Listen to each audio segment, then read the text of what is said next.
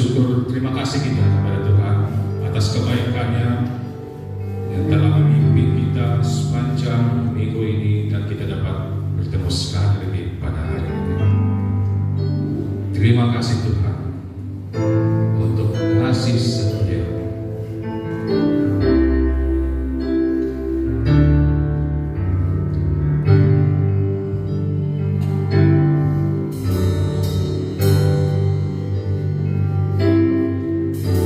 Terima kasih Tuhan untuk kasih setiamu yang ku alami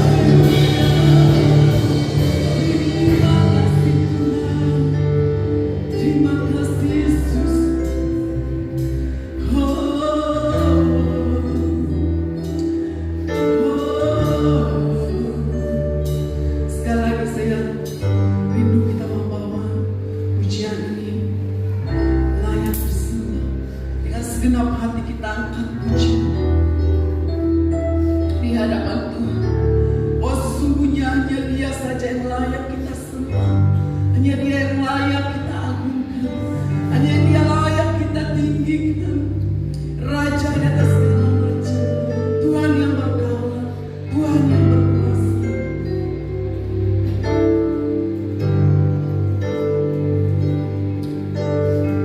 Layak disembah, Kau Raja segala raja. Hatiku berjanji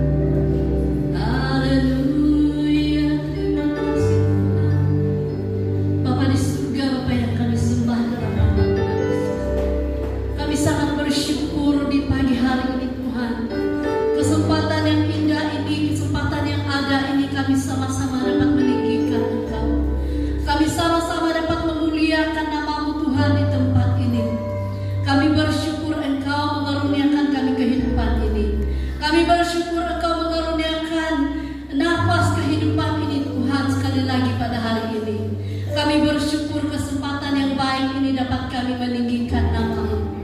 Kami tahu inilah kerinduan-Mu Bapa, agar setiap kami sebagai anak-anak-Mu sungguh-sungguh dapat memberikan yang terbaik lewat dari hidup kami. Seluruh tubuh jiwa roh kami menjadi kerinduan untuk dipersembahkan kepada-Mu Bapa. Bapa di surga, biarlah lewat pujian, penyembahan, pengagungan kami, apa yang kami naikkan di dalam nama-Mu pada hari ini Tuhan, sudah meninggikan dan memuliakan Engkau Bapa. Itulah yang Engkau terima sebagai puji-puji sembah kami Tuhan, yang merindukan Engkau dalam kehidupan kami. Oh haleluya, haleluya, terima kasih. Bapa di surga, kami mau berdoa dalam kesempatan yang singkat kami guna untuk mendengar firman-Mu. Kami berdoa biar Tuhan memberi kami hati yang mau menerima kebenaran firman-Mu. Engkau memberi kami kemampuan untuk fokus dalam mendengar firman-Mu. Bahkan Engkau akan menuntun kami, Engkau memberi kami pengertian untuk mengerti akan kehendak-Mu hari ini Bapa. Kami berdoa agar janganlah kesempatan ini pada waktu kami mendengar firman-Mu itu berlalu dengan sia-sia, tapi biarlah segala sesuatu yang kami pelajari dari kebenaran firman-Mu pagi ini Tuhan akan mendapat tempat di hati setiap kami pada hari ini Tuhan, menjadikan kami pribadi-pribadi atau penyembah-penyembah-Mu yang benar, yang layak, yang akan melakukan kehendak-Mu dalam hidup kami setiap hari. Tuhan, ini kerinduan kami, ini juga menjadi kerinduan dan beban kami Tuhan, agar kami mampu melakukan yang terbaik bagi kemuliaan nama-Mu, sebagai respon kami atas kasih setia Tuhan yang setiap hari kami nikmati, tidak pernah berkesudahan, tidak pernah berlalu Tuhan, atas hidup kami sebagai orang percaya.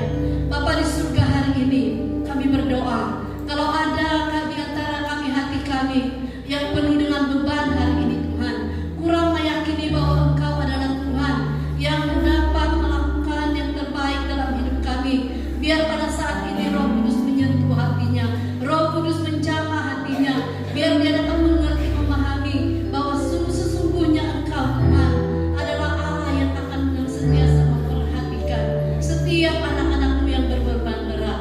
Bapa di surga, kami berdoa sehati pada saat ini dalam nama Tuhan Yesus, mengusir segala kuasa-kuasa iblis, penguasa-penguasa di udara yang coba mengalihkan perhatian kami untuk mendengar firman-Mu.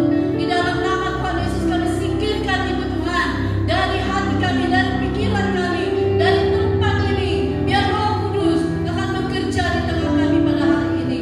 Oh haleluya, haleluya, biar Engkau ditinggikan, biar Engkau dimuliakan. Haleluya, kami mengundang Roh Kudus bekerja. Haleluya, haleluya. Terima kasih Tuhan. Sebentar firman-Mu kami dengar Tuhan. Sekali lagi kami siapkan hati kami untuk kami mendengarkan Engkau berbicara. Hamba-Mu adalah yang sangat terbatas Tuhan. Hamba juga tidak punya pengertian, hamba tidak punya kemampuan untuk menggali lebih dalam akan kebenaran firman-Mu, karena hamba adalah hamba-Mu yang sangat terbatas. Namun hamba siap menjadi saluran berkat-Mu hari ini Tuhan. Apapun yang Engkau kehendaki untuk dibicarakan, untuk disampaikan dari firman-Mu yang kudus, biar itu akan keluar dari mulut bibir hamba-Mu, tapi bukan hamba-Mu yang berbicara, Engkau sendiri yang akan berbicara bagi kami semua pada hari ini. Haleluya. Di dalam nama Tuhan Yesus kami berdoa, kami serahkan kesempatan ini hanya di dalam pimpinan kasih. Haleluya Tuhan, haleluya, amin, haleluya. Beri kemuliaan untuk Tuhan kita. Jangan dulu turun. Tadi kita ada bawa satu pujian yang begitu mendatangkan sukacita, tapi sepertinya tidak puas pula itu pujian, kita akan bersama. Yesus kekasih jiwaku. Lama tidak dengar lagu ini kan? Saya kata sama Ibu Maria, wah lama tidak dengar lagu ini. Sangat-sangat mendatangkan sukacita. Mari kita berdiri. Boleh kan kita nyanyi sekejap? Oke, kita mau memuji Tuhan dengan pujian ini. Kalau tadi kita nyanyi sepertinya kita nyanyi yang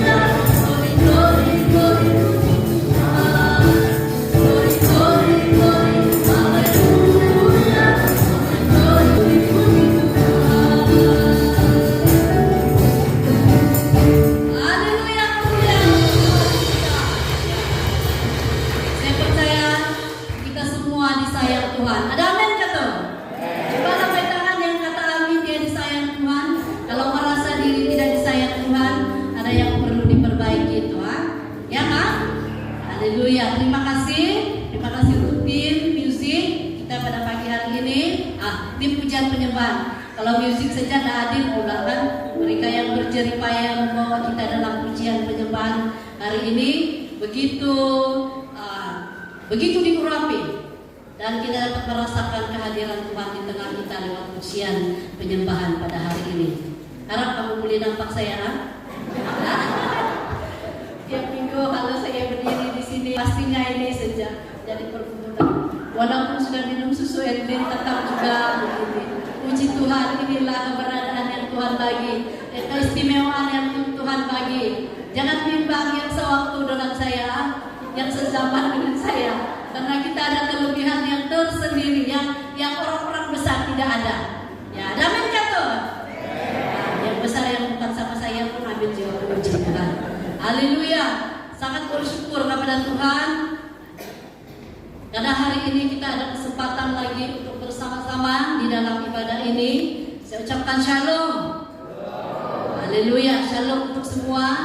Bersyukur karena hari ini Tuhan memberkati kita dengan kehidupan yang baik, hingga kita boleh berada di ruangan ini sekali lagi untuk memuji, memuliakan Dia. Itu satu kesempatan yang sangat baik, yang sangat indah, yang tidak ternilai yang Tuhan berikan kepada kita. Karena hari ini tidak akan berulang kembali di masa akan datang. Hari terus berjalan, yang lalu akan berlalu, tetapi kita akan menempuh hari ke depan ini. Jadi kesempatan yang ada ini kita mau gunakan dengan sebaik mungkin untuk memberi yang terbaik kepada Tuhan. Ya, hari ini berapa hari bulan? Ada yang ingatkah? Pasti ada yang lupa hari bulan, ya kan? Hari ini 16 hari bulan 4. Tiada juga yang istimewa, tapi yang istimewa Tuhan bagi hidup kita lagi napas hidup pada hari ini. 16 hari bulan 4 dalam minggu yang kedua. Minggu kedua lah sudah kita nih. Amen. Ya, di bulan 4. Tidak sedar, rupa-rupanya kita sudah berada hampir di pertengahan tahun. Kita tidak sadar bahwa hari ini begitu cepat berlalu. Saya tidak pasti bagaimana kamu punya kamu punya perasaan lah tentang hari ini, hari-hari yang kita lewati ini. Sama ada kamu rasa itu cepat berlalu atau tidak. Tapi bagi saya secara pribadi, saya merasa bahwa setiap hari itu sangat cepat berlalu. Kamu tahu, saya merasa saya pikir baru 2 hari yang lalu kita kebaktian umum. Hari ini kita kebaktian umum lagi. Wah, begitu cepat masa berlalu kan? Tidak terasa 1 minggu itu dapat kita lewati. Kalau sebelum ini, kalau di tahun yang lalu, waktu saya masih sekolah minggu lagi atau APM, mungkin karena perasaan saya waktu itu, hari itu sangat cepat lambat sangat berganjak untuk ke hari seterusnya. Nah, saya percaya ini juga mungkin dirasakan oleh kita semua, khususnya yang generasi terdahulu. Nah, selain daripada hari ini cepat berlalu, saya punya bahasa ini kadang-kadang bahasa pasar. Yang sepatutnya cepat ya cepat, tak apa. Yang penting kita paham, oke? Ya. Setiap hari kita melihat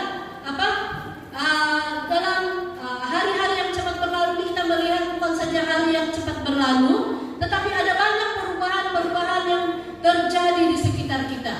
Adakah kamu lihat? Kalau kamu tidak memandang sekitar kita, bukan sekitar sini saja, tapi luar daripada tempat kita, luar pada negeri kita, luar pada negara kita yang lebih luas lagi, ada banyak perkara yang berlaku, ada banyak perubahan yang telah berlaku. Dan ini pada hakikatnya keadaan dunia kita ini sebenarnya sudah hampir pada kedatangan Tuhan. Nah, masa pun sudah semakin dipersingkat. Kata firman Tuhan, kalau masa itu tidak dipersingkat oleh karena keadaan dunia yang banyak berubah, bukan hanya dunia, tetapi orang juga banyak berubah dari segi imannya kepada Tuhan, maka akan ramai orang yang tidak akan selamat. Jadi, mari kita berpikir, kenapa dunia kita ataupun hari-hari ini begitu cepat berlalu? Nah, ini semua telah diperkatakan ataupun diperingatkan oleh Tuhan Yesus sendiri kepada kita. Di mana keadaan ini, keadaan sekitar kita akan banyak berubah. manusia akan banyak berubah. Puji Tuhan kalau manusia yang orang-orang yang belum mengenal Tuhan itu berubah menjadi mengenal Tuhan. Tapi kalau orang-orang yang tidak mengenal Tuhan kemudian hidupnya tidak lagi mau mengenal, tambah lagi tidak mau mengenal Tuhan, itu satu perubahan yang kurang baik untuk kesehatan rohani dan keselamatan hidupnya. Nah, kita sangat bersyukur karena kita adalah anak-anak Tuhan yang senantiasa peka pada keadaan-keadaan dunia yang berubah ini. Itu menandakan bahwa kita diperingatkan supaya dalam iman kita ini kita harus berjaga-jaga. Percaya atau tidak, keadaan yang berlaku di sekitar kita ini boleh kita baca itu melalui peringatan Tuhan Yesus dalam kitab Markus, kitab Injil. Salah satunya Markus 13 ayat 4 sampai 14. Tuhan Yesus memperingatkan peringatan yang akan terjadi di akhir-akhir zaman ini. Selain itu dalam Matius 24 ayat 4 sampai 13, Lukas 21 ayat 7 sampai 23, ada banyak lagi firman Tuhan yang mengingatkan kepada kita bahwa keadaan-keadaan dunia di akhir zaman ini akan banyak perubahan, akan banyak berlaku. Nah, itu adalah tanda-tanda di mana kedatangan Tuhan sudah hampir tiba. Kenapa kita diperingatkan? Kenapa Tuhan Yesus memperingatkan kita lebih awal? Supaya kita orang percaya ini tetap meneguhkan imannya, tetap menguatkan iman kita, dan kita memegang iman kita sampai Tuhan datang. Nah, berbicara tentang peringatan Tuhan Yesus di dalam bahagian ini adalah ada banyak tanda-tanda yang sudah digenapi melalui peringatan Tuhan Yesus ini berlaku di sekitar dunia kita. Kalau kamu baca bahagian ini Markus 13 ayat 4 sampai 14, saya tidak akan baca, dan semua kitab Injil yang berbicara tentang ini dan kitab yang lain itu menandakan keadaan-keadaan dunia yang banyak berubah dan juga keadaan-keadaan iman orang percaya yang semakin jauh daripada Tuhan. Nah, tanda-tanda ini dikatakan oleh Tuhan, diperingatkan oleh Tuhan kepada kita sebagai satu tanda-tanda kedatangannya dunia kita ataupun untuk hidup kita sebagai orang percaya. Nah, ini juga banyak disampaikan oleh hamba-hamba Tuhan melalui media sosial. Nah, kalau kita tengok di YouTube, di Instagram, di FB, di status, apalagi yang terkini itu yang famous itu TikTok, ada kan? Hamba-hamba Tuhan berusaha untuk menyebarkan, memberitakan keselamatan kepada semua orang. Berbagai cara digunakan agar setiap orang dapat melihat keselamatan ataupun mendapat peringatan dan mendapat keselamatan. Nah, bersyukurlah bagi kita yang meresponi keadaan ini. Nah, setiap berbagai cara digunakan untuk memberitakan kebenaran firman Tuhan. Kalau kedatangan Tuhan sudah dekat, kalau kedatangan Tuhan itu berlaku dalam diri kita pribadi, itu boleh berlaku. Kedatangan Tuhan itu berlaku dalam diri kita kalau kita sudah diangkat dan sudah mati, itu tamatlah riwayatkan. Tak ada kesempatan untuk tiada kesempatan kita untuk memperbaiki diri lagi kalau kita tidak datang kepada Tuhan. Tetapi begitu baik Tuhan terhadap kita. Kita melihat dan juga melalui puji-pujian tadi sudah mengungkapkan kepada kita bahwa pengorbanan Tuhan untuk kita itu adalah bertujuan untuk keselamatan kita. Kebaikan, kesabaran, keagungan Tuhan itu dicurahkan kepada kita agar kita senantiasa teguh, agar kita sadar bahwa diri kita ini dihargai Tuhan dan Tuhan menuntut supaya kita tetap setia kepadanya. Nah, jadi sebagai anak-anak Tuhan, mari kita bersama-sama meresponi apa yang Tuhan katakan, Tuhan peringatkan di dalam bahagian ini. Nah, apabila Tuhan datang dalam kehidupan kita, tidak ada penyesalan seperti mana yang saya katakan tadi.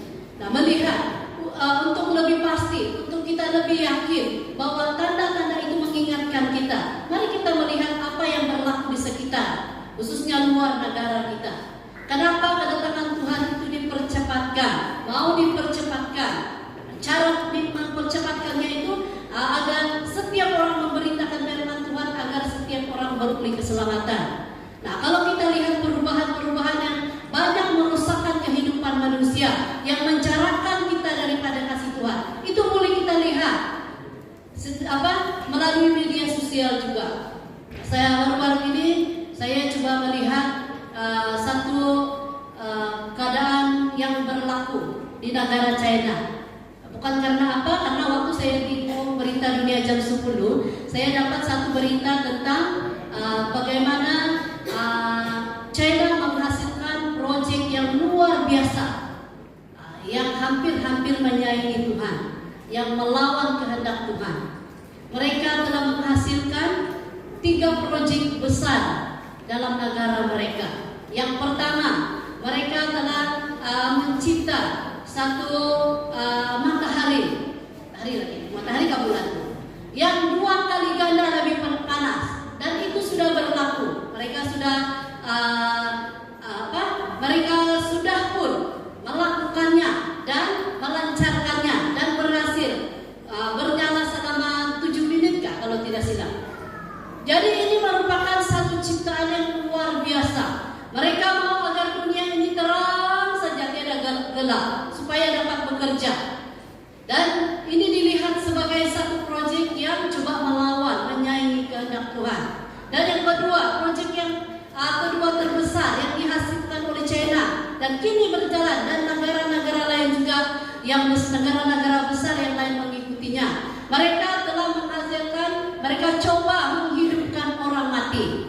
Kita tidak tahu kan, tapi kalau kita coba meninjau luar, karena negara luar, kita akan melihat apa yang dikatakan oleh Alkitab itu sudah genap, sudah berlaku pada ketika ini. Mereka coba menghasilkan, coba menghidupkan manusia.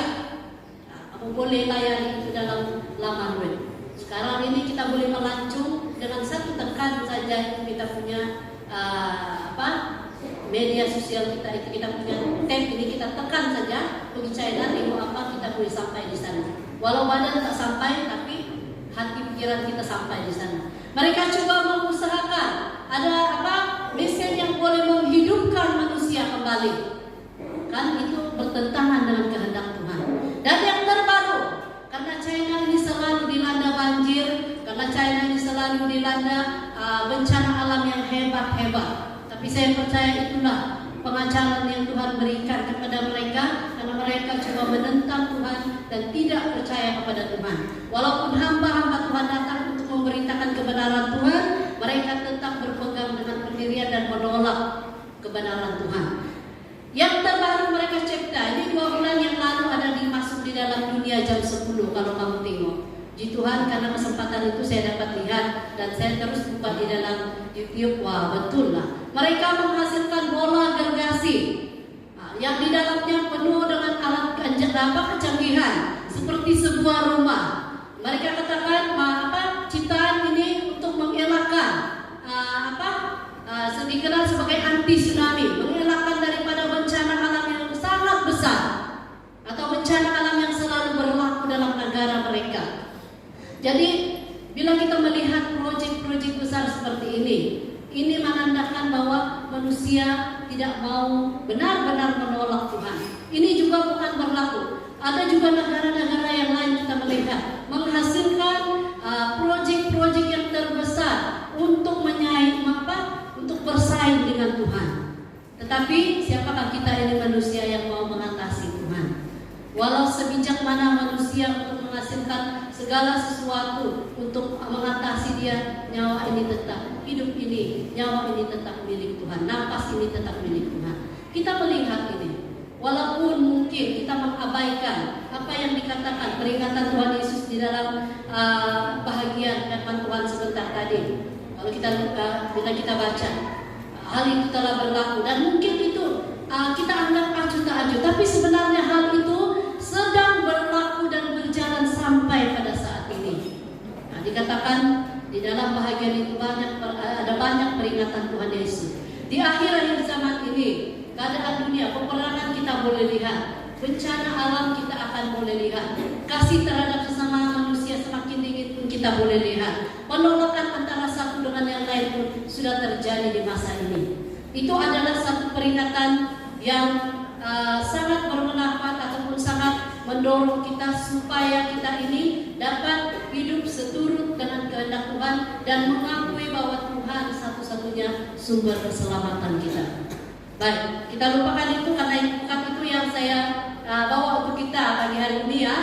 Tapi saya mau membawa kita melihat keadaan-keadaan itu supaya kita memikirkan bahwa hidup kita ini sebagai orang percaya kita tidak jalani seperti itu sahaja. Hidup kita ini perlu kita perlu melakukan sesuatu selagi kita hidup agar hidup kita ini tidak sia-sia, tidak dijalani seperti itu saja. Tidak setiap hari bekerja, makan, tidur, bekerja, makan, tidur. Tidak hanya itu, tetapi Tuhan menuntut ada sesuatu yang akan kita mendapat keselamatan sesuai dengan pengorbanannya bagi kita. Nah, minggu lalu kita belajar tentang apa tuh? Apa sudah Tuhan firman Tuhan? Ingatkan? Ayah, jangan kita lupa.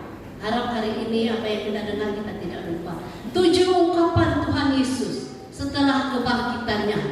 Saya bagi kamu 1 dan 7 saja. 1 di antaranya itu lewat daripada kebangkitan Tuhan Yesus.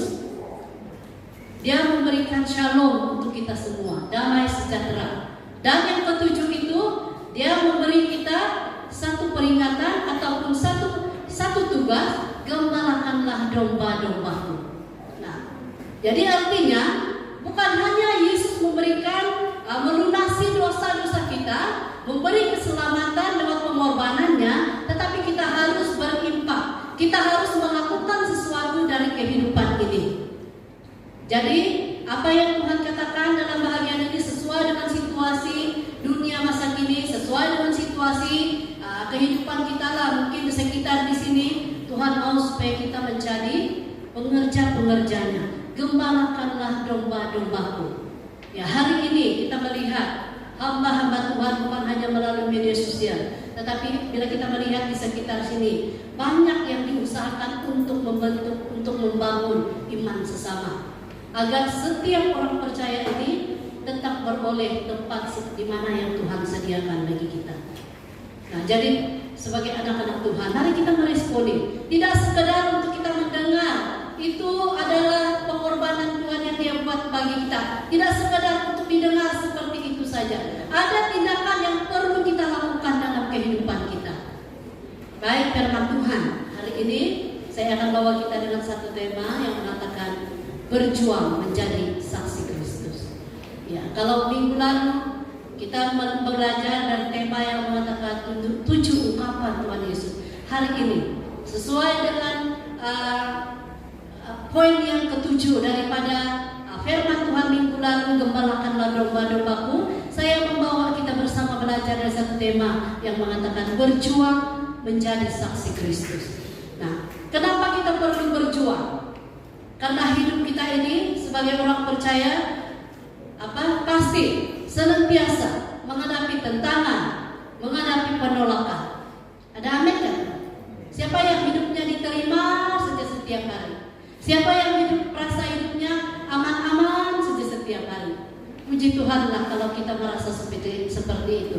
Karena kita sudah rasa surga di dunia sebelum kita rasa surga nanti setelah kematian.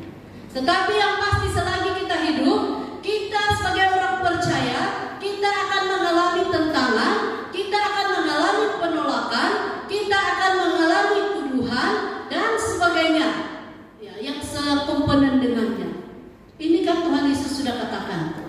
Lukas 21 ayat 17 mengatakan, dan kamu akan dibenci semua orang oleh karena namaku. Nah, itu adalah impak daripada kesetiaan kita kepada Tuhan. Jadi sebagai orang percaya yang mengasihi Tuhan, yang mengikuti Tuhan, yang menempatkan Tuhan dalam hidup kita, kita pasti mengalami penolakan, cabaran, kritikan, cemoohan dalam perjalanan hidup kita. Karena musuh kita itu iblis, dia ini selalu berusaha untuk mengalihkan fokus kita ataupun pegangan iman kita kepada Tuhan Yesus yang kita sembah. Rancangan iblis dari semula itu, rancangannya adalah mau merosakkan setiap orang percaya, dan juga itu berlangsung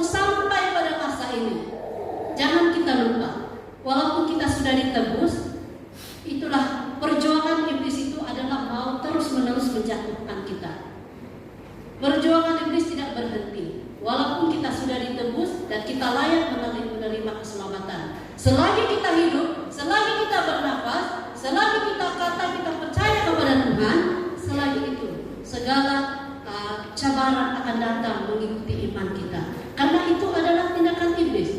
Iblis masih berlegar-legar di sekitar kita. Usahanya adalah supaya orang-orang percaya itu jatuh dan beralih haluan daripada Tuhan. Jadi kita harus ingat keadaan-keadaan ini. Oleh itu, agar kita tidak tersasar dari jalan Tuhan, kita perlu kuat, kita perlu berjuang seteguh-teguhnya di dalam iman.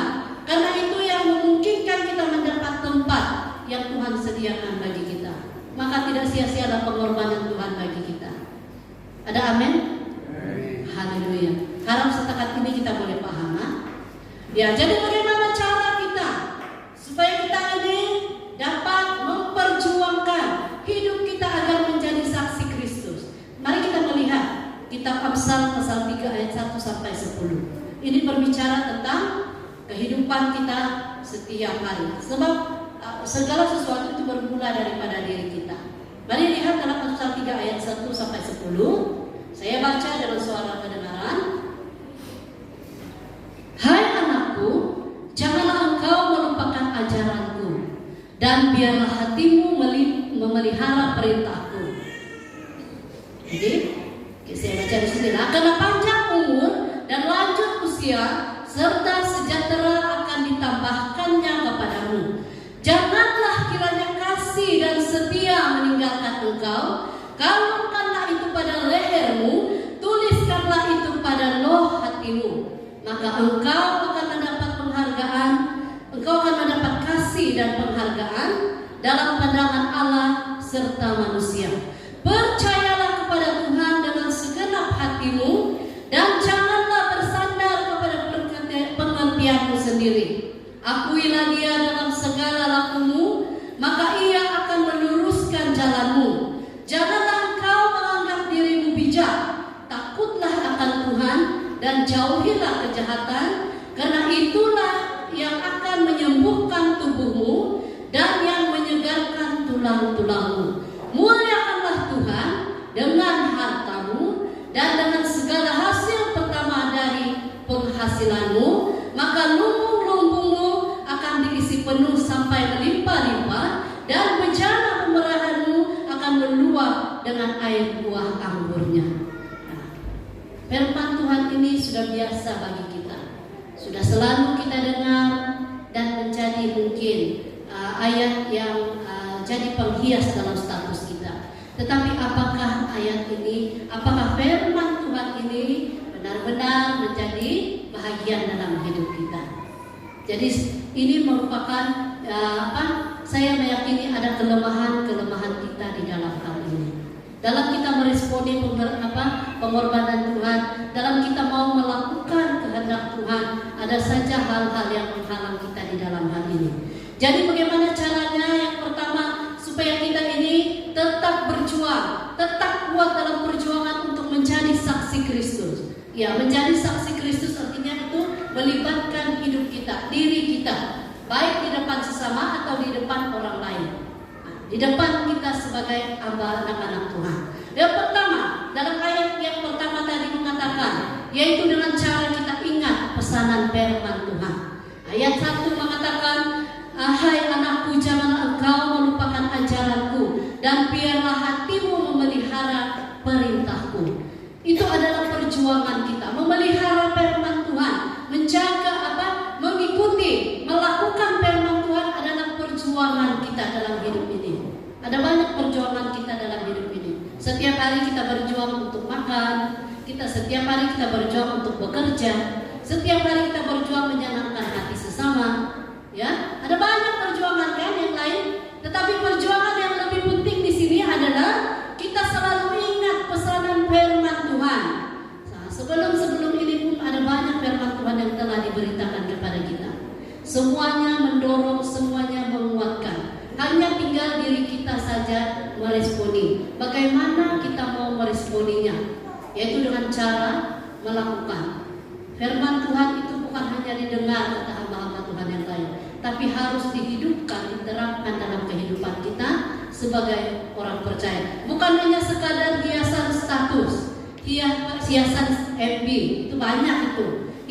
Hiasan TikTok, tetapi itu harus menjadi hiasan dalam hidup kita sebagai orang percaya. Nah, firman Tuhan itu menegur, membentuk, dan menjadikan kita pribadi yang berkualitas di hadapan Tuhan.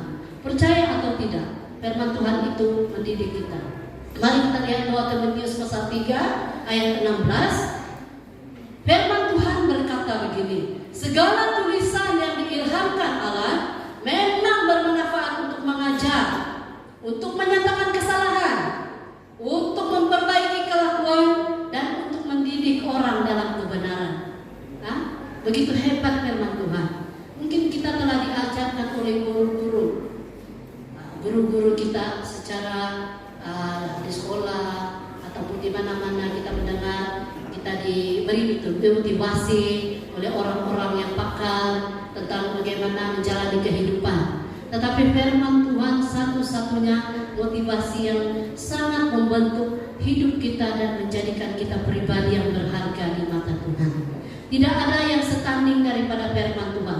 Walaupun kita mungkin berjumpa dengan pakar-pakar yang boleh pakar-pakar untuk menjadikan kita ini pribadi yang mungkin terampil, pribadi yang berjaya, menjadikan kita ini pribadi yang barangkali disenangi di mata manusia, tetapi tidak sehebat firman Tuhan. Walaupun kita mengikuti motivasi seperti itu, tetapi itu mungkin ada kelemahannya. Tetapi firman Tuhan tidak ada kelemahannya. Bila dia mendidik, bila dia menegur, bila dia menguatkan kita, itu akan terjadi dalam hidup kita apabila kita meresponinya. Dia akan menjadikan kita pribadi-pribadi yang berharga di mata Tuhan, yang berkualitas di mata Tuhan, dan juga di mata manusia. Nah, di dalam Yeremia pasal 23 ayat 29, kita akan baca banyak firman Tuhan pagi ini ya. Bukankah firman-Ku seperti api, demikian firman Tuhan, dan seperti palu yang menghancurkan bukit batu. Nah, dikatakan bukankah firman-Ku itu seperti api, ya, api yang menghanguskan, api yang boleh menghanguskan ataupun yang boleh melenyapkan segala kebimbangan, keraguan, ketidakmampuan dalam kehidupan kita sebagai orang percaya. Dikatakan sebagai palu yang menghancurkan bukit batu. Ya, tadi pagi saya coba lebih paham lagi apa itu palu. Palu itu kan dia dikatakan menghancurkan bukit batu. Itu palu itu sejenis tukul yang boleh menghancurkan bukit yang keras, batu yang keras. Kalau kita melihat kan sekarang jalan raya kita sedang dibina. Ada satu mesin yang khas untuk pemukul batu, menghancurkan batu. Nah, itulah palu.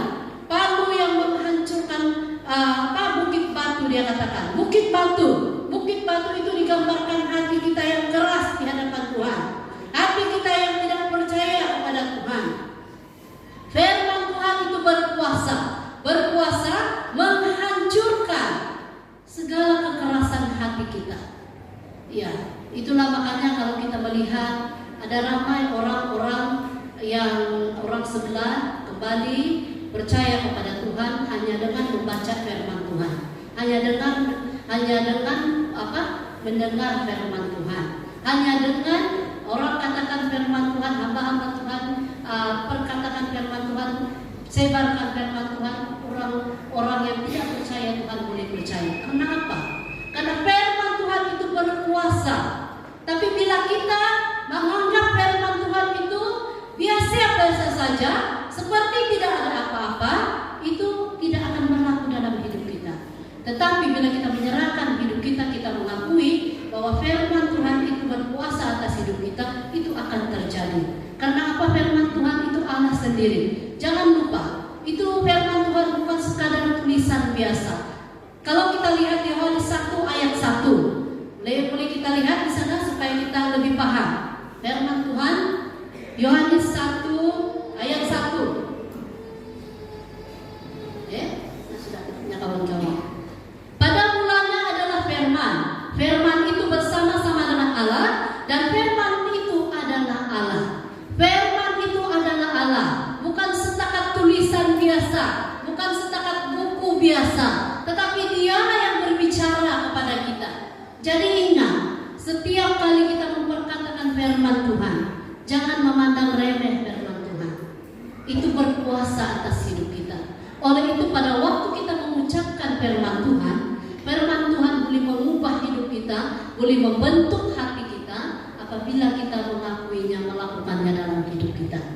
Nah, yang seterusnya di dalam Ibrani pasal 12 dia katakan, Ibrani 4 ayat 12, sebab firman Allah hidup dan kuat, lebih tajam daripada pedang bermata dua manapun, yang menusuk amat dalam, memisahkan jiwa dan roh, sendi-sendi dan sumsum. Ia sanggup membedakan pertimbangan dan pikiran hati kita. Pedang yang bermata dua. Kamu pernah tengok tuh yang apa nih? Kalau wayang Cina teman, ada satu movie Cina nih kan, kalau dia yang terbang-terbang, saya suka tengok tuh. Nah, dia selalu guna itu apa? Pedang dia.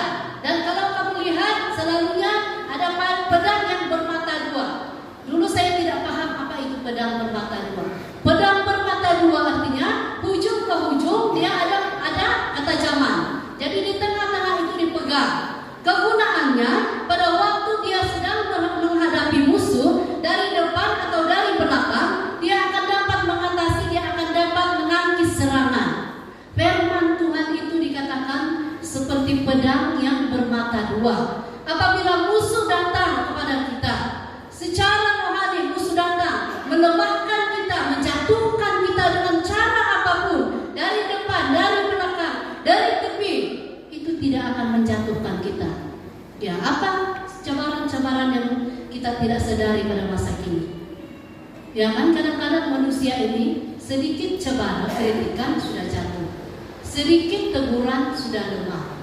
Bahkan kalau tidak sedikit, kalau banyak teguran lagi, semakin lemah, semakin jauh daripada Tuhan. Jadi hal-hal yang seperti inilah yang kita mau atasi dengan menerapkan firman Tuhan dalam kehidupan kita. Dikatakan firman Tuhan itu tajam seperti pedang bermata dua. Jadi bila kita menerapkan firman Tuhan itu dalam hidup kita, sekitar kita, hidup kita, tidak ada mustahil untuk dijaga oleh Tuhan. Dan dikatakan yang menusuk amat dalam sampai memisahkan jiwa dan roh. Nah, itu firman Tuhan, kehebatan firman Tuhan. Adakah pedang yang sekarang boleh kasih pisah jiwa dan roh kita daripada Tuhan? Mungkin secara manusia boleh, tetapi di hadapan Tuhan tidak ada yang boleh memisahkan jiwa dan roh kita daripada Tuhan. Ya kan? Tubuh kembali kepada tanah, ya katakan. Jiwa kembali kepada Tuhan. Roh, jiwa itu dihakimi, roh kembali kepada Tuhan. Pernah dengar perkataan itu? Mungkin benar kan? Tubuh kita kembali kepada tanah, roh kita kembali kepada Tuhan, sebab Dia yang memberi roh kehidupan melalui nafasnya.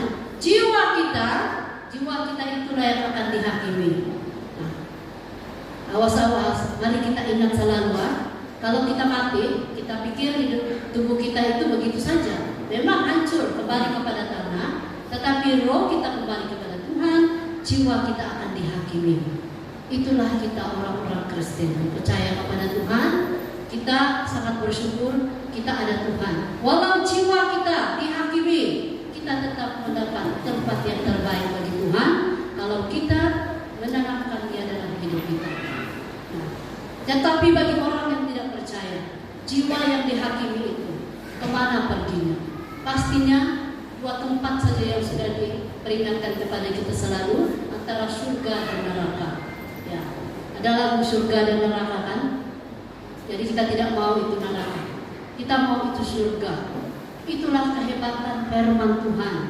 Bila kita lakukan, kita terapkan.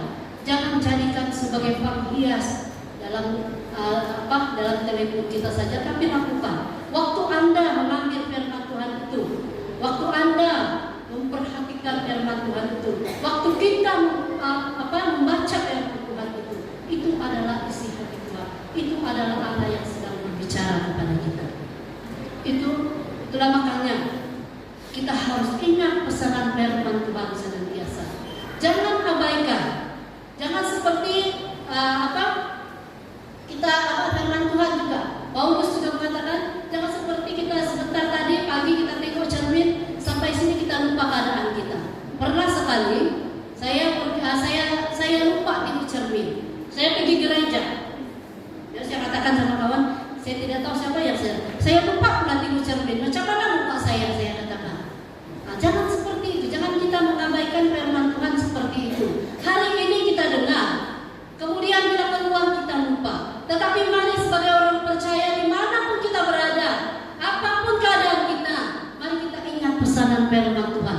Panjang atau pendek, singkat atau tidak, bagaimana keadaan pun disampaikan, firman Tuhan tetap hidup bagi orang percaya. Nah, yang seterusnya, yang kedua, yang kedua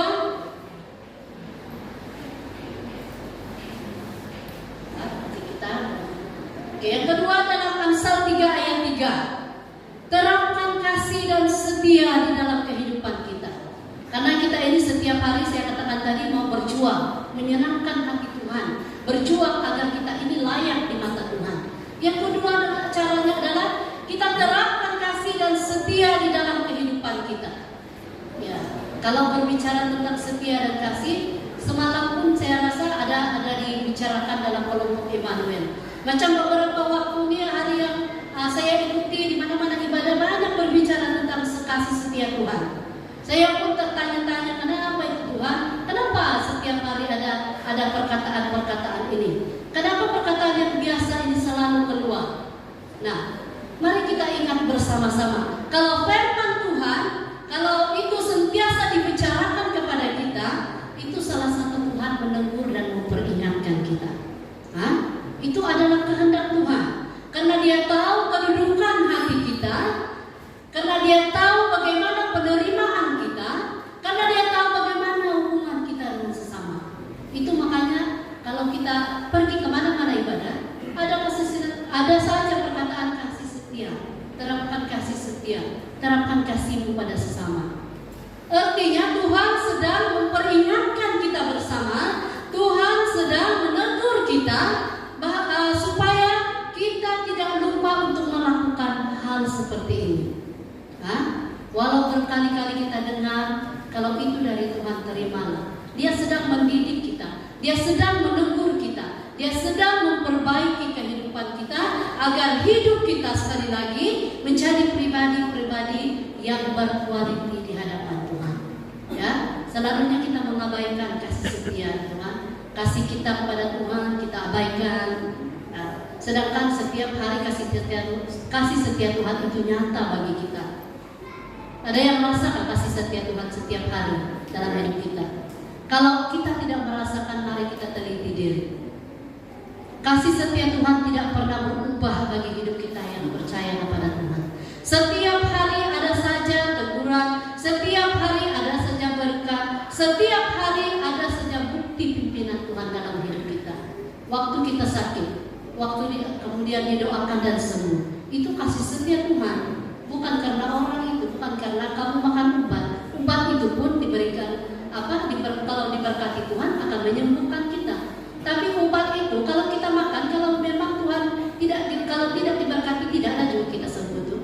Jadi perlu Tuhan itu kita terapkan dalam hidup kita. Perlu berbalik kepada Tuhan. Perlu ingat kenapa saya mendengar kasih setia Tuhan ini. Kenapa itu harus ada? Kenapa seringkali saya mendengar itu? Jadi bila kita mendengar itu, mari kita responi.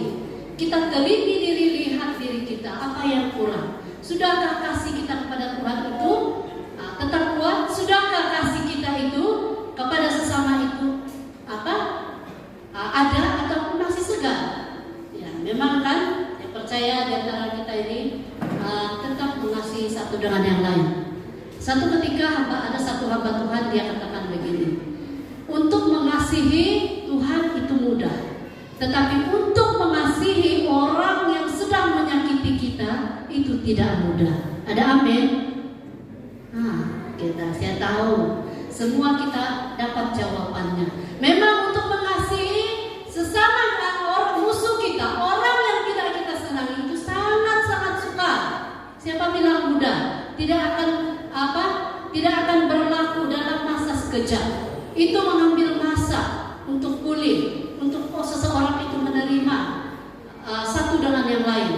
Tapi percayalah, bila kita hidup di dalam Tuhan, itu akan dapat diatasi. Kita akan dapat mengampuni, kita akan dapat mengasihi, kita akan dapat memulihkan keadaan kita. Kalau pada saat ini kasih setia kita, kasih kita kepada Tuhan sudah mulai jauh, mari dekat-dekatkan. Ingat, dulu Tuhan memanggil kamu, dulu Tuhan memakai kamu, dan sekarang pun Tuhan masih mau memakai kamu, memakai kita semua. Cuma kita harus meresponi dan memberikan hati kita kepada Tuhan.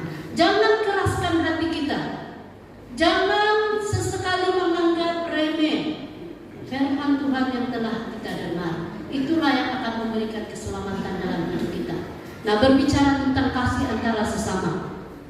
Nah, kalau kita katakan kita mengasihi Tuhan tapi kita tidak mengasihi sesama, itu tidak benar. Itu hoax. Ada pernah dengar hoax kan? Nah, perkara yang tidak benar, yang diungkapkan begitu tapi hati tidak sedemikian. Itu dikatakan dalam apa?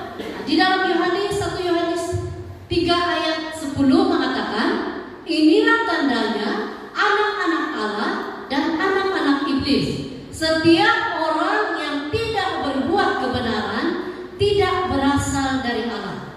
Demikian juga barang siapa yang tidak mengasihi saudaranya. Waduh, sangat keras kan? Firman Tuhan ini sangat-sangat keras.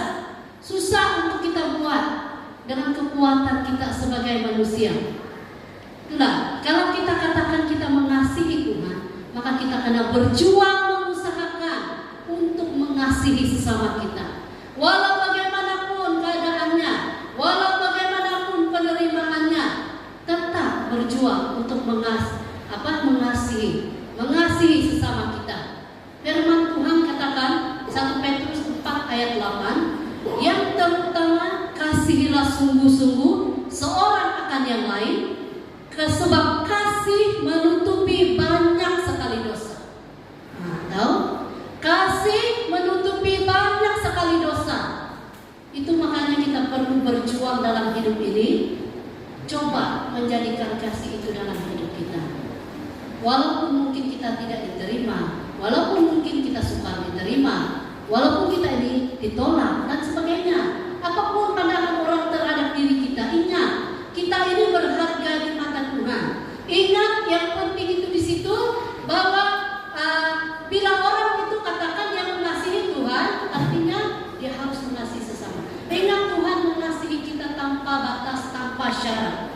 Oke? Jangan kita jadikan atau pembatas kasih kita terhadap sesama. Itu bertentangan dengan kehendak Tuhan. Nah, mari kita melihat apa hasil daripada kita mengasihi, menerapkan kasih kita di hadapan Tuhan. Dikatakan dalam ayat yang keempat. Di dalam ayat seterusnya, ayat 11. Ya. Oke. Bila kita menerapkan kasih kita kepada Tuhan dan kepada sesama, dikatakan hasilnya di sini di dalam bahagian ini, ayat yang keempat, maka engkau akan mendapat kasih dan penghargaan dalam pandangan Allah serta manusia. Siapa yang tidak mau mendapat penghargaan di mata manusia, apalagi di mata Tuhan.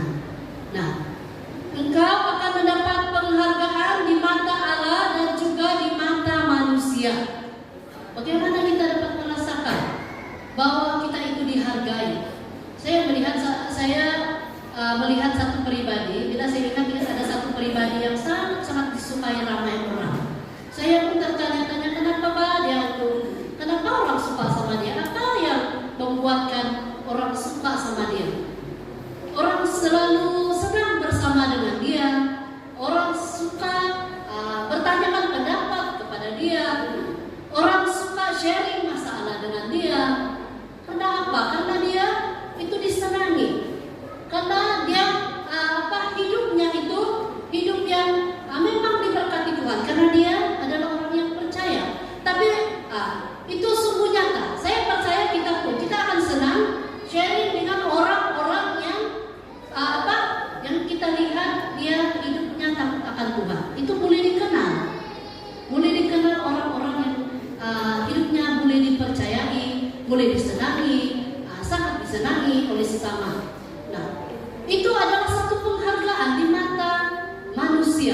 Kalau di mata Allah lagi, kita ini sangat berharga. Percaya atau tidak?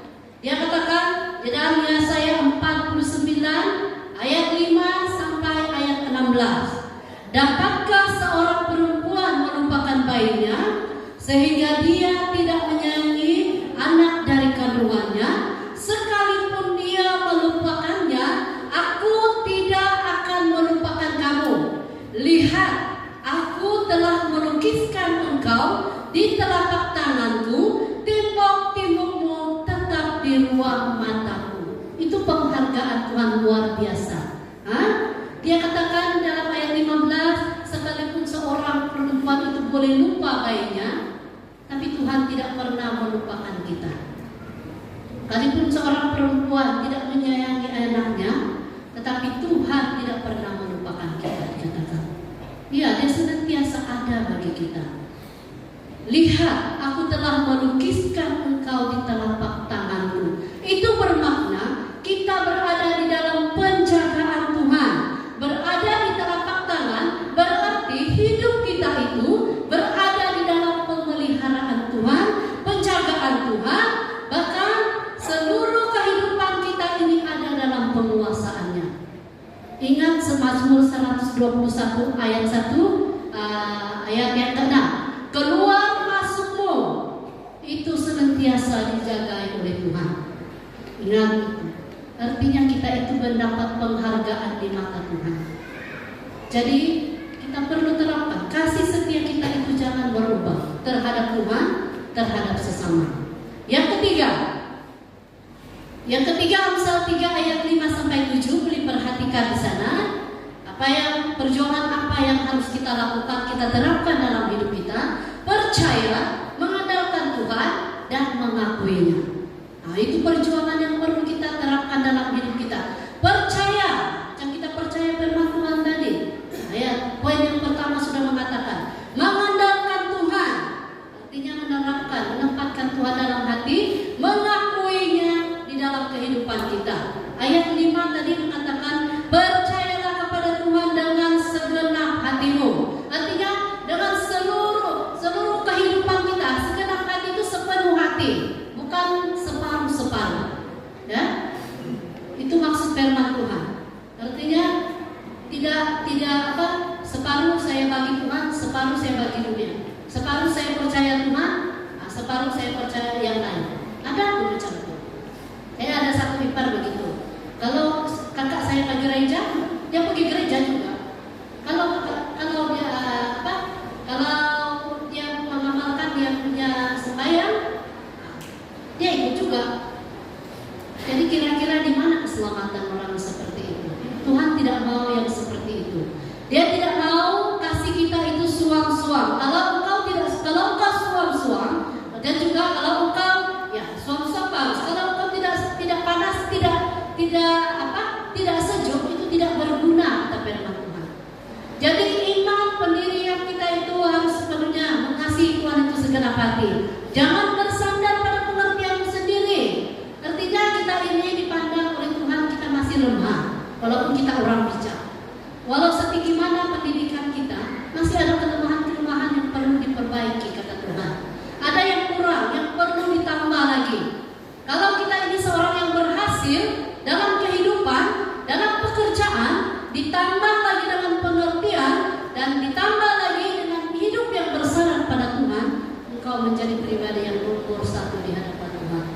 Ya, secara jasmani diberkati, dapat diteladani, secara rohani engkau juga dapat diteladani. Akuilah dia dalam segala lakumu, maka ia akan meluruskan jalanmu. Jangan jalan sendiri-sendiri. Selalunya orang yang jalan sendiri-sendirinya akan menemukan kegagalan di ujungnya. Walaupun dia rasa perjalanannya itu lurus, sudah. Tapi ingat, di ujung sana belum tentu. Jadi dalam hidup ini perlukan kebersamaan dengan Tuhan. Kita mesti berjalan ataupun dikatakan mengakui dia dalam segala laku dan juga perbuatan kita, maka ia akan meluruskan jalanmu. Jangan menganggap dirimu sendiri bijak. Takutlah akan Tuhan dan jauhilah kejahatan. Jangan menganggap diri kita bijak, kata Tuhan. Artinya ada yang perlu senantiasa diperbaiki. Itulah saya katakan tadi, kita sama-sama akui, kalaupun kita mungkin seorang pribadi yang sangat berjaya, itu tidak akan menjamin keselamatan, itu tidak akan menjamin baiknya perjalanan hidup kita ke depan. Selagi Tuhan memberikan kehidupan ini, dan selagi kita menjalani hidup ke depan ini, tentangan cabaran selalu ada. Jadi kemungkinan yang menguatkan atau yang membuat kita boleh berdiri itu adalah dengan cara kita berjalan seturut dengan kehendak Tuhan. Ya, berjalan seturut dengan kehendak Tuhan, itulah yang akan menyembuhkan tubuhmu, kata ayat 7 dan 8. Itulah yang akan menyembuhkan tubuhmu dan menyegarkan tulang-tulangmu, dikatakan. Nah, jalan hidup yang diandalkan ataupun berjalan seiringan dengan Tuhan itu akan menyembuhkan tubuhmu karena kita mengambil keputusan yang tepat. Karena kita mengambil keputusan yang benar, tepat di hadapan Tuhan. Dikatakan, dan juga itulah yang akan menyegarkan tulang-tulangmu. Ya, menyegarkan tulang-tulangmu. Saya mengingat satu firman Tuhan dalam Amsal 17 ayat 22. Dia mengatakan, hati yang gembira adalah obat yang maju. Tetapi semangat yang patah mendatangkan osteoporosis. Apa? Kerobohan tulang. Osteoporosis kan? Ya kan? Nah, kalau kita tidak mengandalkan Tuhan, tidak berjalan bersama Tuhan, waktu engkau menghadapi cabaran, engkau akan jatuh, engkau akan lemah, engkau mungkin tidak boleh berdiri sendiri. Rapuh imanmu, rapuh tulangmu. Orang yang sakit tulang ini kan ada satu penyakit yang dikatakan TB tulang. Bukan sembarangan Tuhan, bahaya tuh. Kalau mengalami kerampuhan tulang, makan minum etlin, minum beratus-ratus susu, harga susu yang mahal sekalipun tidak akan dapat memulihkan. Jadi untuk kita yang saat-saat ini yang sehat-sehat kuat-kuat ini, jaga tulang kita. Secara jasmani jagalah tulang kita, bukan hanya jaga kita punya badan ini, jangan jaga perut saja, perut pun mau jaga juga. Karena dari apa yang kita makan itu yang juga mendatangkan ketidaksehatan tubuh kita.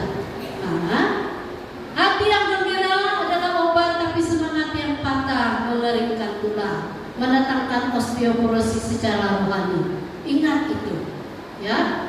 Tapi bila kita memberikan hidup kita kepada Tuhan, berjalan bersama dengan Tuhan, kita akan disembuhkan. Tubuhmu akan disembuhkan, hidupmu akan diperhatikan oleh Tuhan. Yang terakhir, jangan dulu tidur, bilang sepasdaran. Oke, yang terakhir, mari proposal. Yang terakhir, mari kita berjuang memuliakan Tuhan dengan kelebihan yang ada pada kita. Ini pun selalu kita diperingatkan. Ini selalu juga disampaikan di sini. Semua hamba Tuhan yang ada di sini berdiri memberitakan firman Tuhan. Saya percaya kita dengar, selalu mendorong supaya kita melakukan dan memberikan kelebihan yang ada pada kita ini kepada Tuhan. Sebab kalau bukan Tuhan yang menganugerahkan kelebihan ini, kekuatan ini, siapalah kita? Kalau Tuhan ambil sejak nafas kita saat ini, apa yang kita boleh buat? Kan? Kalau kiranya kita sakit sejak pada hari ini, apa yang boleh kita buat? Jangan main-main dengan penyertaan Tuhan. Kalau dia katakan dia menyertai, artinya dia akan melakukan. Maka respon kita adalah memberikan kelebihan, kekuatan, apa yang ada pada diri kita yang mampu kita lakukan. Bukan hanya pada sesama, tetapi itu juga untuk pelayanan Tuhan. Kalau berbicara tentang kelebihan yang perlu diberikan, jemaat Shalom tidak perlu lagi diperingatkan. Sudah menjadi warna. Buktinya jemaat Shalom ada banyak menabur, bukan hanya untuk gereja ini, tapi puji Tuhan karena jemaat Shalom, bagi yang belum tahu, bagi yang baru di sini bersama dengan kami hari ini, jemaat Shalom sedang menabur satu pelayanan, yaitu untuk membangun gereja di SIB Tegoyang Merenang. Puji Tuhan, karena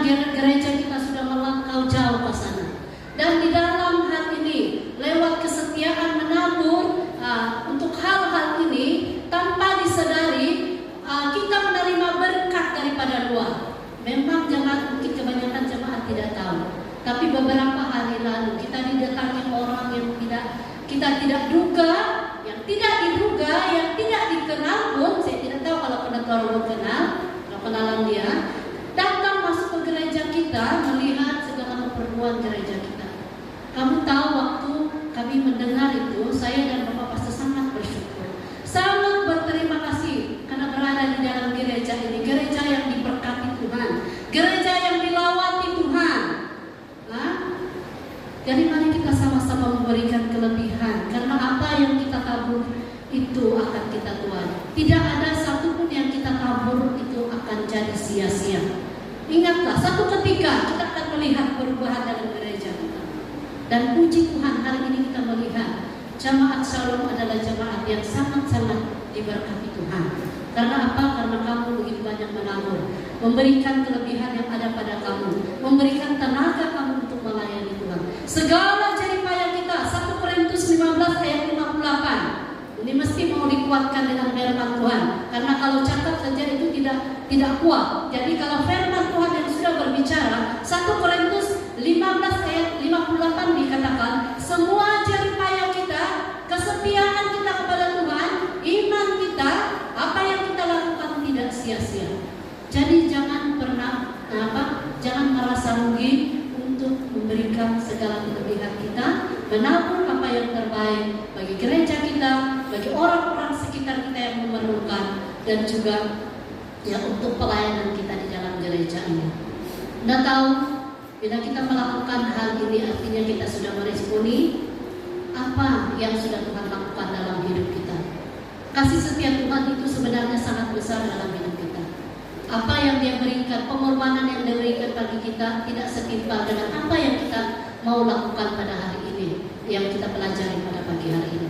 Kasih setia Tuhan itu sangat besar, berharga, berharga bagi kita, dan itu tetap kekal sampai akhir kehidupan kita. Jadi mari kita sama-sama sebagai jemaat Shalom yang percaya, siapapun juga yang berada di luar sana, teguhkan imanmu, kuatkan imanmu, pegang imanmu, berjuanglah untuk menjadi saksi Kristus sampai kesudahan.